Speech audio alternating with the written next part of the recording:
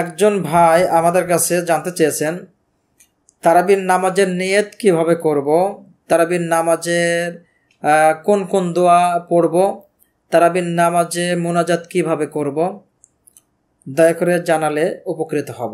ইসলাম এমন একটি জীবন ব্যবস্থার নাম যেখানে প্রশ্ন করলে এমন কোনো বিষয় নাই যে উত্তর পাওয়া যায় না। খুবই গুরুত্বপূর্ণ সুন্দর প্রশ্ন করেছেন প্রিয় ভাই। একটি বছর পরে আমাদের কাছে ফিরে আসে মাহে রমজান, আর মাহে রমাদানের কিয়ামুল লাইল, যেটাকে আমরা তারাবি বলে থাকি, তারাবি সালাত আদায় করে থাকি আল্লাহর সন্তুষ্টির জন্যই। আল্লাহ রাসূল সাল্লাল্লাহু আলাইহি ওয়াসাল্লাম তিনি আমাদেরকে জানিয়ে গিয়েছেন, মান কামা ঈমানা ওয়া ইহতিসাবান, যেই ব্যক্তি রমজান মাসের রাত্রে ঈমান এবং সওয়াবের আশায় নফল ইবাদত অর্থাৎ তারাবির সালাত আদায় করলো, গুফিরা লাহু মা তাকাদ্দামা মিন যামবিহি, আল্লাহ তার অতীতের সব গুনাহ মাফ করে দিবেন। মান কামা ঈমানা ওয়া ইহতিসাবান ফি লাইলাতিল কদর, যে ব্যক্তি কদরের রাত্রিতে ঈমান এবং সওয়াবের আশায় ইবাদত বন্দেগীতে রত থাকলো, গুফিরা লাহু মা তাকাদ্দামা মিন যামবিহি, আল্লাহ তার অতীতের সকল গুনাহ ক্ষমা করে দিবেন। আলোচ্য হাদিস অনুযায়ী আমরা তারাবির সালাত তথা কিয়ামুল লাইলের গুরুত্ব, অপরিসীম গুরুত্ব সম্পর্কে কিছুটা হলেও বুঝতে পারি। তো তারাবির সালাতের নিয়ত আপনি কি করবেন? যেহেতু হাদিসে বলা হয়েছে ইন্নামাল আমালু বিন্নিয়াত, সমস্ত কাজের ফলাফল নির্ভর করে নিয়তের উপরে, তাহলে আপনি অবশ্যই তারাবির সালাতের নিয়ত করবেন। তো সালাতের নিয়ত বিষয়ে আগে ক্লিয়ার হতে হবে। সালাতের নিয়ত করাটা হচ্ছে ফরজ, আর পড়াটা হচ্ছে বিদআত। তো নিয়ত করবেন অন্তর থেকে।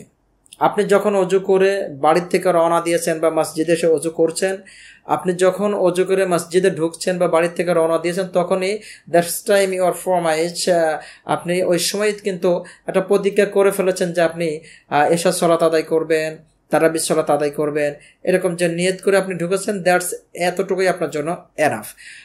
তবে তাতমাইন্না কলবে, আপনার অন্তরকে আরও বেশি বোঝানোর জন্য এতটুকু বলতে পারেন যে আপনি যখন দাঁড়াচ্ছেন তারাবির সালাত আদায়ের জন্য, আপনি তারাবির 2 রাকাত সালাতের নিয়ত করছেন, এতটুকু মনে মনে করলেই দ্যাটস এনাফ। আপনার এর জন্য আর অতিরিক্ত কিছু বলা লাগবে না। এছাড়া বিভিন্ন হাবি জাবি ছোটি বইয়ে যে লেখা আছে নাওয়াইতু আন উসাল্লি লিল্লাহি তাআলা রাকাতে সালাতে, তারাবির সালাতের বিষয় যেভাবে বিভিন্ন নিয়তের কথা বলা হয়েছে, এইভাবে নিয়ত মুখে পড়া বেদআত, এই সকল বেদআতি নিয়ত থেকে নিজেকে দূরে রাখবেন। দ্বিতীয়, 2 রাকাত পরে অথবা 4 রাকাত পরে আপনি বসে বসে বিভিন্ন দোয়া জিকির পাঠ করতে পারেন। সেটি কোরআন এবং সহিহ সুন্নাহ থেকে কালেকশন করে পাঠ করতে হবে। কেমন? যে সকল দোয়াগুলো রাসূল সাল্লাল্লাহু আলাইহি ওয়াসাল্লাম বিভিন্ন ফজিলতের ক্ষেত্রে বলেছেন, যেমন সুবহানাল্লাহি ওয়া বিহামদিহি ওয়া সুবহানাল্লাহিল আযীম, সুবহানাল্লাহি বিহামদিহি 100 বার সকালে সন্ধ্যায়, বা আপনি সালাতের মধ্যে পড়লেন, সালাতের যে টাইমটুকু পাচ্ছেন মাঝখানে পড়বেন সুবহানাল্লাহি বিহামদিহি আলহামদুলিল্লাহি ওয়া লা ইলাহা ইল্লাল্লাহু আল্লাহু আকবার, লা ইলাহা ইল্লাল্লাহু ওয়াহদাহু লা শারীকা লাহু লাহুল মুলকু ওয়া লাহুল হামদু ওয়া হুয়া আলা কুল্লি শাইইন কাদির। এইভাবে এই সকল দোয়াগুলো বেশি বেশি করে পাঠ করবেন। আস্তাগফিরুল্লাহ পড়বেন, আস্তাগফিরুল্লাহ বেশি বেশি পড়বেন, আস্তাগফিরুল্লাহ, লা হাওলা ওয়ালা কুওয়াতা ইল্লা বিল্লাহ পাঠ করবেন। এই সকল দোয়াগুলো বেশি বেশি করে পাঠ করতে থাকবেন। তৃতীয়, মুনাজাত কিভাবে করবেন? মুনাজাত মানে কি? গোপনে গোপনে রবের সাথে নিজের অন্তরের কাঙ্ক্ষিত জিনিসগুলো জানাইয়ে দেওয়া, জানলাম আমার এই এই জিনিসগুলো আমার প্রয়োজন, আমার দরকার। আপনি নিজে নিজে আপনার মুনাজাতের ভিতরে যে সকল দোয়াগুলো জানেন আরবিতে চাইবেন, আরবিতে না জানলে বাংলা চাইবেন, নিজের মাতৃভাষায় যে যা কিছু চাওয়ার আপনি নিজের মতো করে চাইবেন। উল্লেখ্য যে সবাই মিলিয়া একসাথে হুজুর বলবে, আল্লাহ তুমি আমাদের সবার নেক হায়াত দারাজ করে দাও, আশা বলেন আমিন। এইভাবে নয়, নিজের দোয়া নিজে করতে হবে, হুজুর দিয়ে নয়।